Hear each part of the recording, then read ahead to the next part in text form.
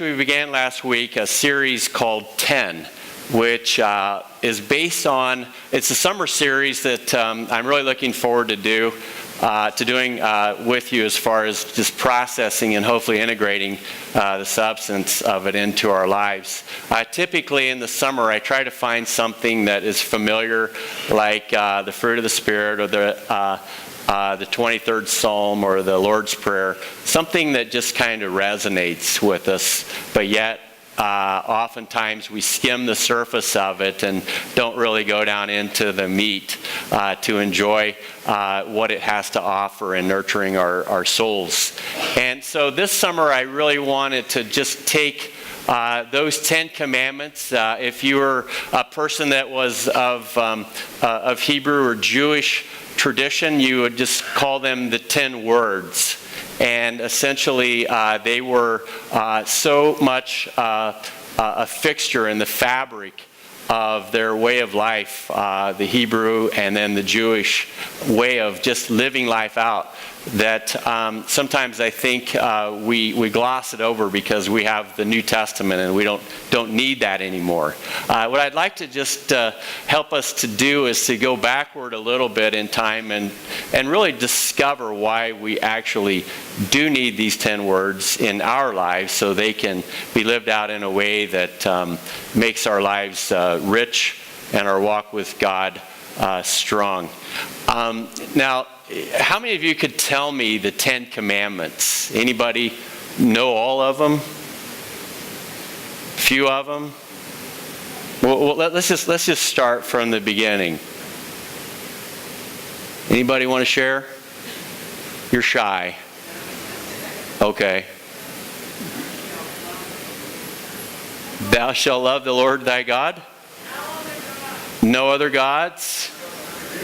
Thou shalt not kill, steal, commit adultery, honor mother and father. I missed it, but wait, let's just stop. Let's stop. Okay. Let me ask you another question. Do you guys know the ingredients of a Big Mac? 2 all-beef patties, special sauce, lettuce, cheese, pickles, onions, on a sesame seed bun. 9. The 10 commandments are actually better than that. Okay? And I'm glad that you know that, Attila. Isn't that sad? I know. I was just going through my head this morning. We're so programmed by our culture to think about marketing terms that somebody in Madison Avenue cooked up one day and said, let's just turn this loose on the populace and see if they can get that out of their head. The problem is, while that is a fun thing, if you've ever eaten a Big Mac and if you're a fan of a Big Mac, this is no condemnation on you. I can only tell you, I've eaten my share of Big Macs, and it was during college. And here's my theory. I used to have a pretty dark head of hair. But during college, I ate Big Macs almost every day and my hair turned gray. I'm thinking Big Macs are the devil. Okay? Now, I could be wrong. It could be, correlation doesn't equal causation, but I'm inclined to think that it didn't do me any service. However, I have a daughter that just graduated from college, and I'm so excited for her. She's getting ready to launch her career, and she's working with a company that I feel very comfortable with at this point. When they give her a paycheck, I'm going to feel really good. And after that, I know she's going to have an incredible experience just learning what it means to be part of a team and part of the workplace and being gainfully employed. And the last sort of crowning thing that had to happen was we had to find her a place to live to ensure that this thing was going to get pulled off. And her mother, God bless her, she went to New York with her 2 days ago, helped her to find an apartment, and obviously just got back from a trip from Illinois to be with her mom, and now she's probably going to be going back to Illinois again. And it seems like a couple of things have sort of burdened our family. One is the fact that I wonder, as my daughter goes into a new environment with a new way of life, if God will remain the center of her life. And the things that she has that go to make up all the facets of her life here on earth. I'm just very hopeful that in each part of it, she'll ask the question, God, what bearing do you have upon this part of my life? And I've had to ask that question on so many levels, under so many circumstances. And the reason why I do what I do is because I am firmly convinced that when He is at the center, life works. And I've tried to live that out in front of my own children, and not perfectly, but they know my heart's intent.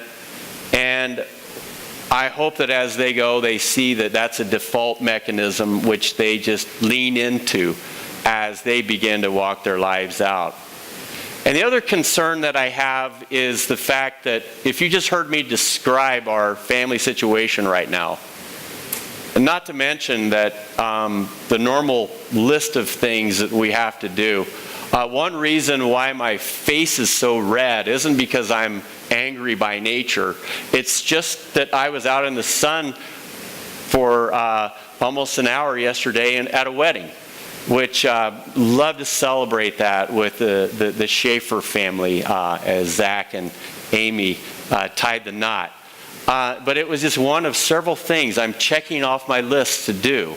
While I enjoy each of them, I find at the end of the day I'm just completely and totally exhausted. And this is the thing that I've become aware of, is that the life that you and I are called to live actually requires more of us than we can ever manage. Would you agree or disagree? That it's overwhelming at times. That there truly are more things that we need to attend to that we're capable of attending to. And maybe you're one of those rare people that you got it locked down and you say, no, I've got everything under control. And if you are, God bless you. But there's a lot of us I know that do not have everything under control. And I believe that's honestly by design. Because our lives we're called to live them out. Not in control of our lives completely. Obviously, we have to manage them for sure. But we live our lives out in obedience and faith in God who relationally connects with us, and through His grace and His mercy enables us to do those things that we need to do, and where we lack, He provides. And even where we don't lack, He provides. And the one thing that I would like for people to understand when it comes to the Ten Commandments isn't the fact that as you go through the list, and we could probably all agree at some point, we've broken one or a few, maybe all of them, I don't know. And so there's a sense where we feel like God said, I need to do this.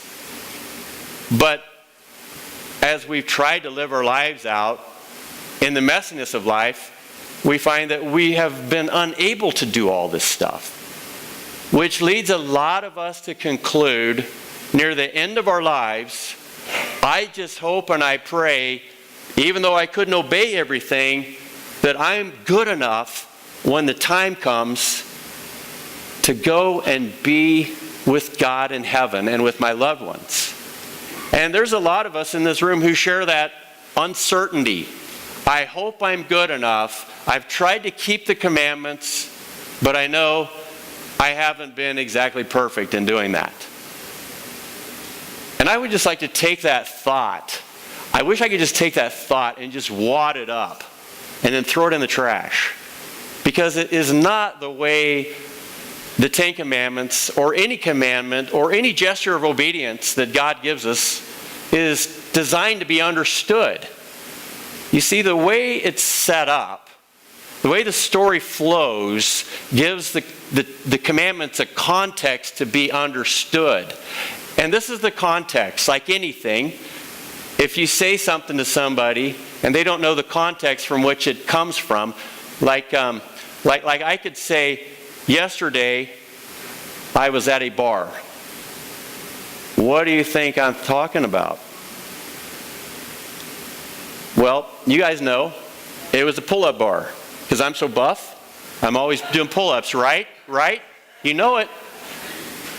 Oh, you were thinking that I was in court, right?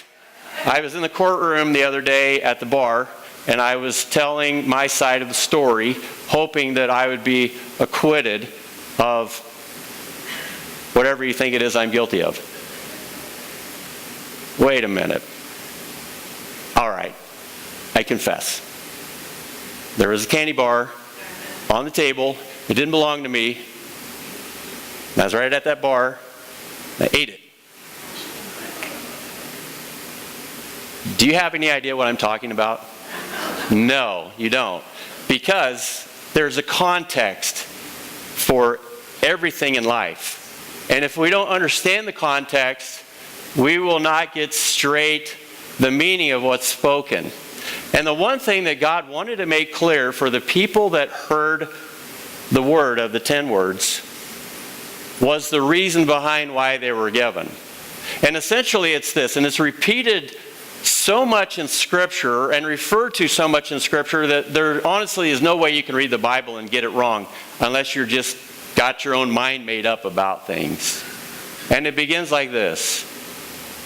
I am the Lord your God who brought you up out of Egypt. And there's variations of that statement, but essentially it refers to the bondage and the slavery and the captivity that God's people were in, and the broken heart that God had for the people that He longed to connect with, but knowing that they were at every turn of their ability to exercise their human dignity and their ability to make a choice, at every turn they were dehumanized and they were forced into situations with complete disregard of their will at the hand of Pharaoh and his oppressors. And God looked at this subhuman situation and He said, this grieves me to no end to see my people stuck in this situation, helpless and powerless to extract themselves out of it and find a new day where they can enjoy freedom and peace and just thrive as human beings. And so what God did was He demonstrated the massive power that He had. First by calling Moses to be His representative, and then through Moses speaking His words, and then through a series of 10 dramas that we call the 10 plagues, He showed the powers that be that they were no match for the power that He had to deliver His people from their oppressive captivity.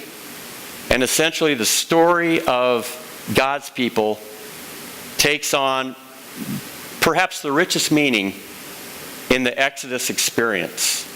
And as the people are called out of one place and into a new place, God has a challenge on His hands, because at that point they have to start looking at life differently. They have to recognize that the life that they used to live and the way they used to think, the subhuman, beaten down way of processing their experiences, had to be transformed to really a more humanizing experience. That said, you are valuable. You are so valuable that I went through all of this work to ensure that you'd be delivered from the world power that was in existence at the time and brought into a place of my design, a land flowing with milk and honey, a place that says, I saw you in your brokenness and I took pity on you. And I brought you to a place where you could begin to thrive. Have you ever tried to help somebody who had an addiction problem and you saw the way that it just clamp down on their life in such a way that all they seemed to think about, all their behavior was essentially a response to how that particular addiction dictated their choices. And they knew it, and they struggled with it, but they felt so helpless to begin to move out of it into a better way. And if you've ever had a person like that in your life, or if you've ever been one, you know what I'm talking about. And from the inside or from the outside, as you're seeing those individuals, you're thinking, wouldn't it be great for that day to come when they wake up and they begin to see for the first time that there is a better way to live? And so many of us want to take our friends, co-workers, acquaintances, persons that we just care about, and we just want to shake them and say, there's a better way. But oftentimes, no matter what we try to do, they just remain stuck. And the biggest place that they seem to be stuck is right here, inside their own head. Because they're just thinking about life a certain way, and they can't imagine that it would ever be any different. And sometimes God has to do radical and dramatic things to wake us up. And essentially, He did that for His people back in Egypt, who were called into the promised land.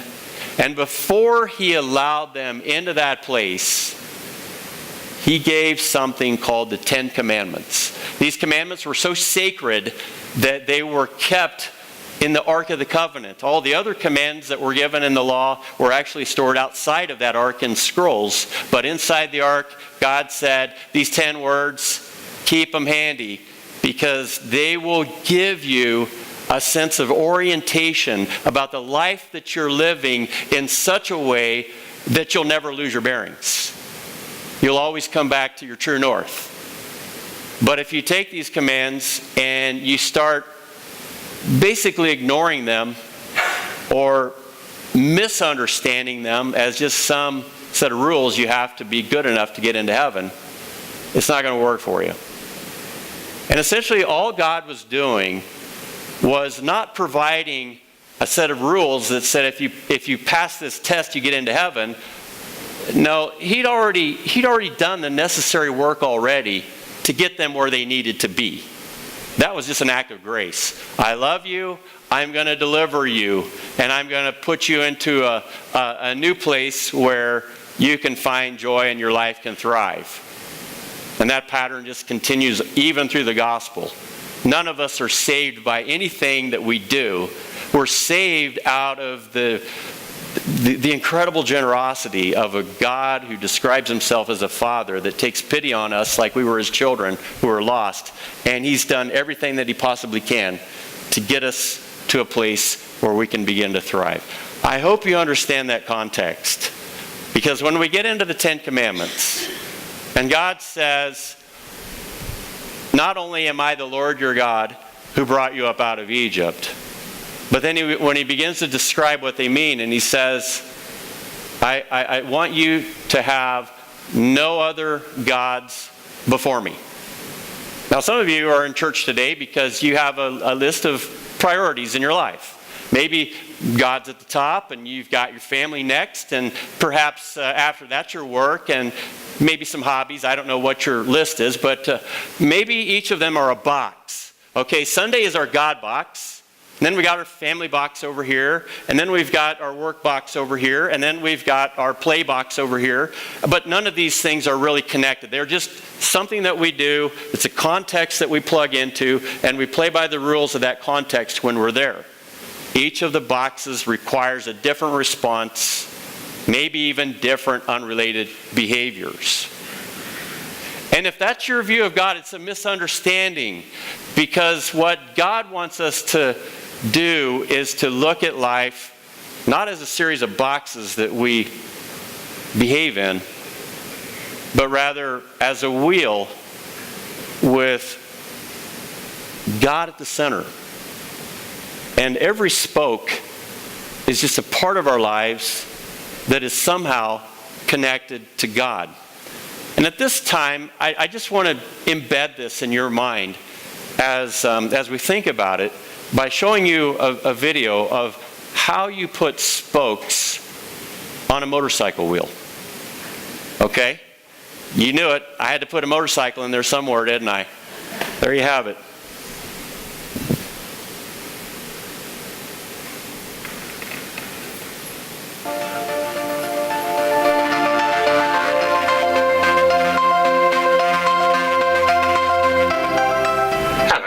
I'm Vince Warner, owner of Colwood Wheelworks. I want to spend a couple of minutes telling you about my motorcycle wheel building course.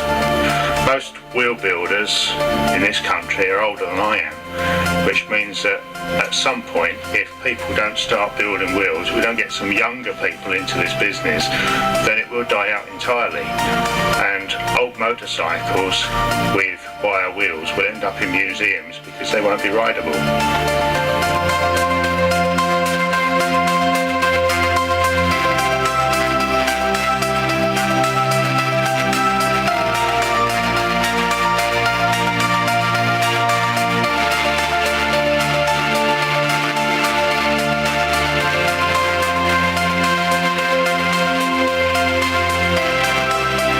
Take you from building a simple bicycle wheel to one of the more complicated motorcycle wheels, one that seems perhaps impossible to build unless you know the secrets of how to build it. Having done my course, you will be able to build your own wheels, you'll be able to build wheels for other people, you'll be able to charge for building wheels for other people, perhaps set up your own business or add wheel building to an existing business. On completion of the course, you get 2 certificates, one for the bicycle wheel building side and another for the motorcycle wheel building side.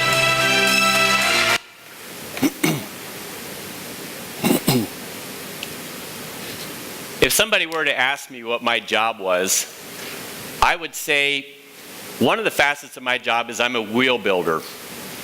I try to help people who have come into this building who have said, I've tried a lot of different things to make my life work, and none of them seem to be satisfactory enough to meet all the challenges that my life faces. And the fact of the matter is, I'm at a place right now where I've either hit the wall or my life is so broken that I'm not even sure how to even begin to ask how to make it well again. Or I've tried God in the past, and for some reason, the church that I went to was more counterproductive than constructive because they just weighed me down with a lot of rules. And I see this all the time through the people that come into our church here, the families that drop their kids off in our kids' wing. And I hear the stories, and they're pretty much the same all the time. And my response doesn't really change much. And it's simply this. It's that your life is designed to have God at the center. And it may have broken down because we misrepresented how we put Him at the center. There actually is an art to putting spokes on a wheel and tying them to a hub. And when you do that, there are certain ways that you do it that make it work. And there are certain ways that you do it that just make it just an unholy mess. And a lot of people have fallen away from the church because, honestly, the church hasn't got it right. I'm not trying to judge anybody. I'm just saying that there's a lot of people who are frustrated. And my responsibility and my role is to just try to do what I can to get it right.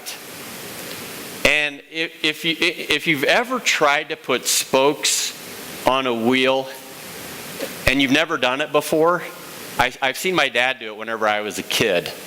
And I was utterly amazed that he could pull that off. And I thought, I could never do that. But after I saw him do it and he showed me how to do it, I actually kind of figured out how to do it for myself. And I realized that getting all of the spokes in place was just one part of the job. The other part of the job was to put the wheel on an axle. And it's always going to be wobbly, the rim is. Because each spoke has to be tightened in such a way that the rim begins to straighten out. And all of the parts of the wheel, each of the spokes, lives in relationship to the others. And when the spokes are all in order and they're tight and they're straight, that wheel works wonderfully. And periodically, if you have a motorcycle or a bicycle with a wheel on it, you find that your spokes will get a little bit loose. And you'll have to take the wheel off, or you'll put it up on the stand, and you'll tighten them up. But if you tighten one up too tight, the other one gets off on the other side. And the point that I'm trying to make is this. If we understand how it is that we are put together with God at the center, and we have people in our lives that can come alongside us and sort of show us the art of living a life with God at the center, we begin to experience what it's like to live that out for ourselves. And as we come alongside of each other in community, we find that truing, where you tighten the spokes and you loosen them up and that sort of thing, when we get close to one another and we start to kind of rub on and rub off of each other, we begin to tighten it up. We begin to get healthy. We actually begin to thrive, because all of us are designed to live in two relationships. One is to love God with all of our being, all of our muchness, and the other one is to love our neighbor as ourselves. And Jesus said, apart from that, there really isn't much more to say.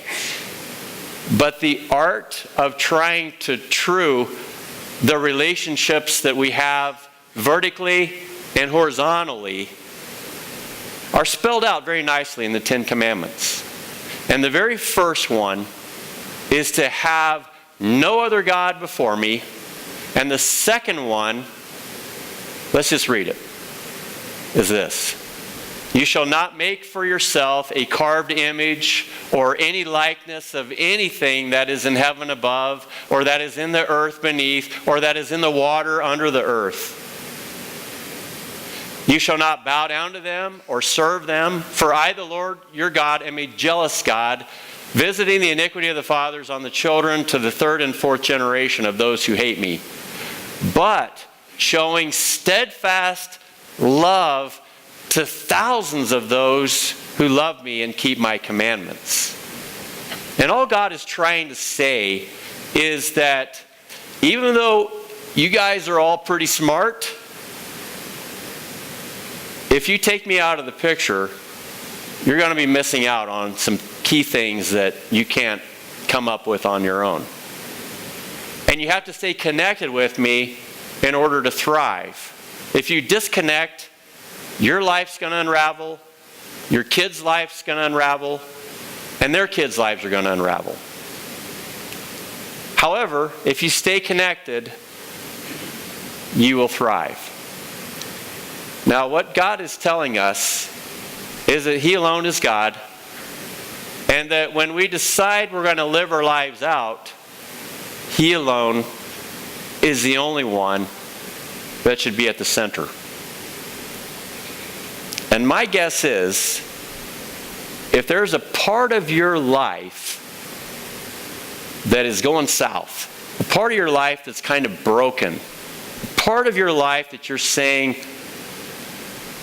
this isn't healthy, my only question for you as I end this message is this.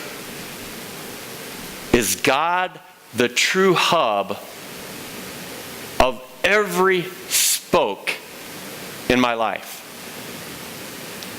Or do I have some spokes that are connected to something else other than God? And the truth of the matter is, Pastor, I know it in my heart that it's not right, that it's connected to something that is not healthy, and I'm seeing the effect of it. And maybe God's saying to you, perhaps that part of your life needs to be reconnected in the right way, in the best way. And it all centers on putting God first and keeping Him in the middle.